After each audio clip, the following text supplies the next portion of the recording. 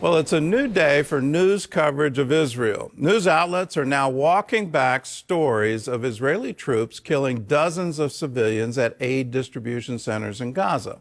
The Washington Post admitted that its story fell short of, quote, standards of fairness. Well, meanwhile, Israeli forces say the new food distribution centers are weakening the grip of Hamas on Gazans. Chris Mitchell reports from Jerusalem. On Tuesday, IDF spokesman Brigadier General Effie Defrin said Hamas is steadily losing control over Gaza and its people. Defrin also released a map showing how the IDF is controlling more ground in Gaza. We are delivering major setbacks to Hamas and pushing the terrorist organization closer to collapse. As a result of our military operations and the pressure we are applying, Hamas is losing its grip on the population in Gaza and its control over humanitarian aid. The new distribution centers run by the Gaza Humanitarian Foundation, or GHF, provide aid directly to Gazans, bypassing Hamas, who has systematically stolen, hoarded, and sold international aid throughout the war. This initiative is proving effective.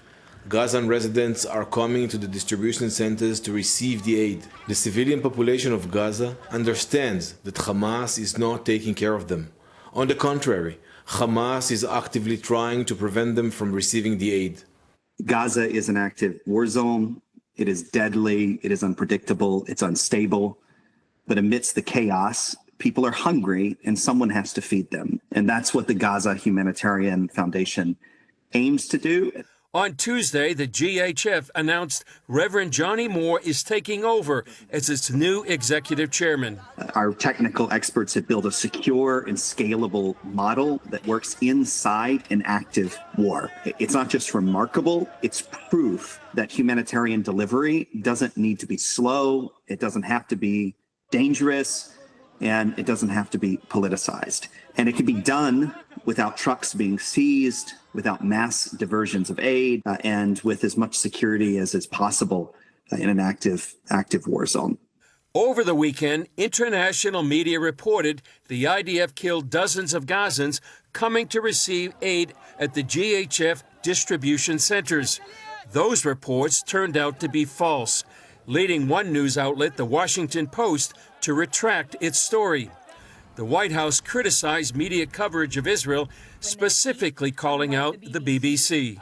Who had multiple headlines. They wrote, Israeli tank kills 26, Israeli tank kills 21, Israeli gunfire kills 31, Red Cross says 21 people were killed in an aid incident, and then, oh wait, they had to correct and take down their entire story, saying we reviewed the footage and couldn't find any evidence of anything. Oh. Okay, so we're going to look into reports before we confirm them from this podium. For the first time in more than a year, terror groups in Syria fired 2 rockets into Israel. The IDF responded with a series of airstrikes saying, quote, the Syrian regime is responsible for what is happening in Syria and will continue to bear the consequences as long as hostile activity continues from its territory. On the Iranian front, Ayatollah Khamenei rejected the latest U.S. proposal and insisted Iran would not abandon its uranium enrichment program. Chris Mitchell, CBN News, Jerusalem. Well, we've pointed it out before, and I want to point it out again because it's very important. The world news seems to take the Gaza Ministry of Health propaganda and just run with it. And so these headlines were manufactured. Tanks kill civilians. It's designed to induce outrage in the viewer and the reader of these stories. And when it turns out to be absolutely false, that Israeli tanks did not do that, there weren't any casualties at the Gaza relief sites that Israel was controlling. When all of that turns out to be false, instead of apologizing and retracting, it says, well, it didn't fit our standards of fairness. Well, how about your standards of accuracy? And we've seen this from the Gaza Ministry of Health since the beginning of the war, that in the week following, they published a false story that Israeli warplanes bombed a hospital in Gaza. Well, that turned out to be completely false. It was a Hamas rocket that went off in the parking lot of that hospital that caused the damage. It didn't hit the hospital at all. So where is the standards for accuracy? And in that, are we aware that Hamas is actively engaged in a propaganda war against Israel? They're clearly losing the ground war. And what they want to do is completely change the narrative about Israel and reinforce that somehow or other it's an apartheid state and it's oppressing the Palestinians and it refuses to give them liberty or anything like that. Well, before October 7th, Gaza was a Palestinian state. It was governed by Hamas.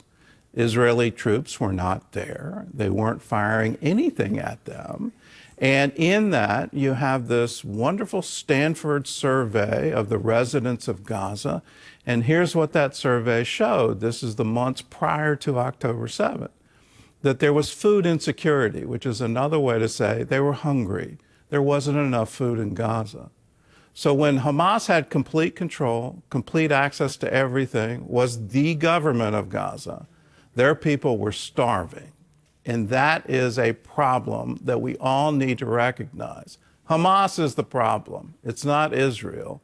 Don't flip the narrative. Don't buy into this false news, this fake news, and this propaganda coming out of a terror organization.